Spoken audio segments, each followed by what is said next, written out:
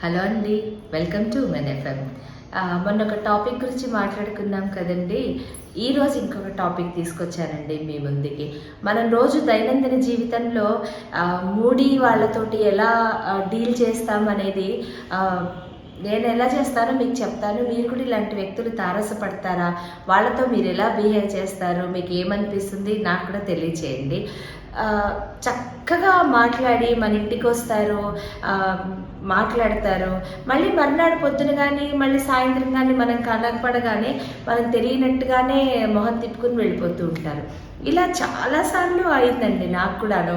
నాకు అప్పుడు డౌట్, వీళ్ళతో మనం మాటలు కంటిన్యూ చేయాలా, మాట్లాడాలా వద్దా, వీళ్ళతో రిలేషన్ మెయింటైన్ చేయాలా వద్దా అని. సరే, వాళ్ళు మాట్లాడలేదు కదా, మనం వెళ్ళిపోయామనుకోండి, మళ్ళీ వాళ్ళే మన ఇంటికి వచ్చి చక్కగా మాట్లాడి, లక్ష్మి గారు ఇలా చిట్టి వేస్తున్నాము, లేదా చీరలు అమ్ముతున్నాము, లేదా బ్లౌజులు అమ్ముతున్నాము, మీరు తప్పకుండా రావాలి, అవన్నీ చూడాలి అని చెప్తారు. అయినా పాపం ఇంటికి వచ్చి పిలిచారు కదా, చాలా బాగా మాట్లాడతారు, మనం అలా చేయకూడదు, మనం చక్కగా మాట్లాడాలి అని మళ్ళీ మాట్లాడామనుకోండి, వెళ్తాము, అన్నీ చూపిస్తారు, ఏదో కొన్నామా లేదా, మళ్ళీ నెక్స్ట్ డే మళ్ళీ తిప్పుకుని వెళ్ళిపోతూ ఉంటారు. ఇలా 2-3 సార్లు చేసి నాకు కూడా ఇదేంటి వీళ్ళు ఇలా బిహేవ్ చేస్తున్నారు, మనం మాట్లాడడం బంద్ చేద్దాం, ఏం చేస్తారో చూద్దామని నెక్స్ట్ డే నేను కిందకి వెళ్ళినప్పుడు వాళ్ళు కనిపించినా కూడా నేను చూడనట్టుగా కామ్గా నా పనులను వెళ్ళిపోయాను. మళ్ళీ మర్నాడు వాళ్ళే వచ్చి, లక్ష్మి గారు నిన్న మీరు కనిపించారండి, మీరు బయటికి వెళ్ళిపోయారు అని అంటారు. మళ్ళీ మనం మాట్లాడదాం, ఇదే తప్పీరండి.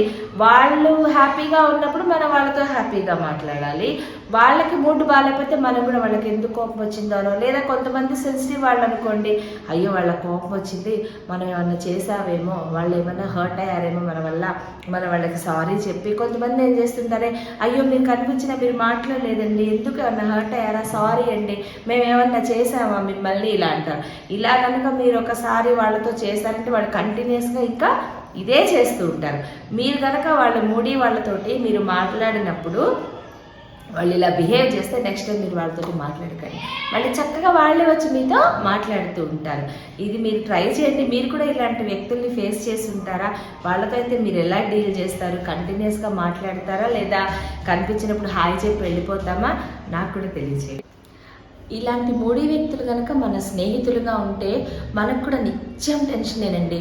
నా బోటిది అనుకోండి, సంతోషంగా ఉన్నా తట్టుకోలేదు, దుఃఖంలో ఉన్నా అన్నీ షేర్ చేసుకోవాలంటే, సపోజ్ నేను ఏదన్నా చాలా హ్యాపీగా ఉండి వాళ్ళతో షేర్ చేసుకోవడానికి వెళ్ళగానే ఇలా చూసారనుకోండి, నా హ్యాపీనెస్ అంతా పోతుంది వాళ్ళని చూడంగా. నేను ఏమీ షేర్ చేసుకోలేను వాళ్ళతోటి, నా సంతోషాన్ని కూడా వాళ్ళతో పంచుకోలేను.